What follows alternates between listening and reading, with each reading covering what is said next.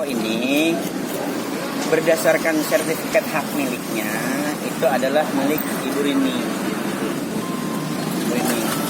Tapi pada akhir 2019, pada akhir tahun 2019, toko ini dijual kepada saudara Saryanti berdasarkan akta jual beli yang dibuatkan oleh notaris Rudi Hartono. Semestinya yang namanya barang sudah dijual, itu kan sesuai dengan aturan hukum, ada si penjual, ada si pembeli, ada penyerahan barang, ada penerimaan uang. Itu sesuai dengan ketentuan pasal 1457 bahwa kalau jual beli itu ada orang yang menyerahkan barang, ada orang yang menerima uang. Sementara uang sudah diserahkan, barang sudah diserahkan, maksud saya barang sudah diserahkan berupa ruko, lalu sertifikat juga sudah diserahkan, ya kan? Tapi uang pembayarannya sebesar 550 juta belum diterima 1 rupiah pun, ya kan?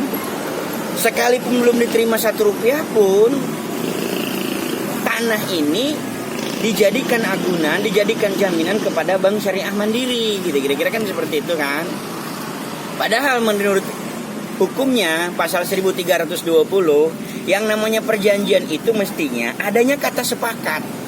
Apa yang disepakati antar mereka itu setelah akta jual beli ditandatangani? Apakah uang akan diberikan secara tunai?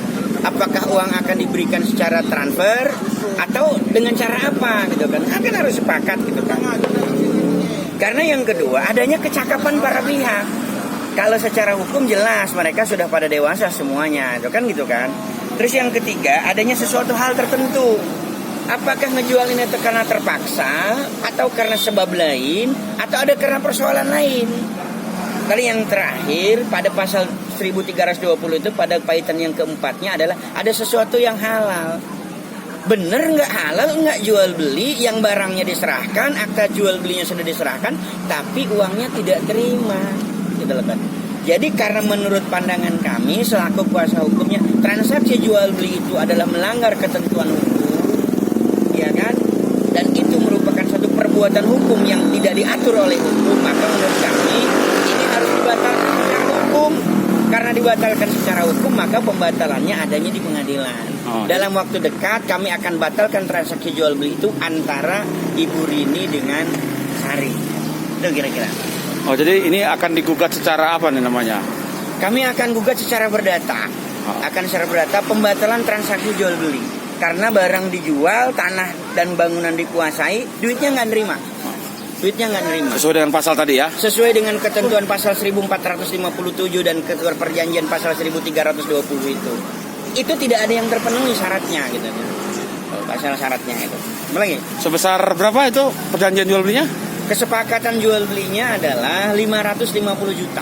Tapi uangnya belum diterima sama sekali? 1 rupiah pun belum terima. Jadi terlepas ada persoalan-persoalan lain, saya tidak ikut persoalan-persoalan yang lainnya.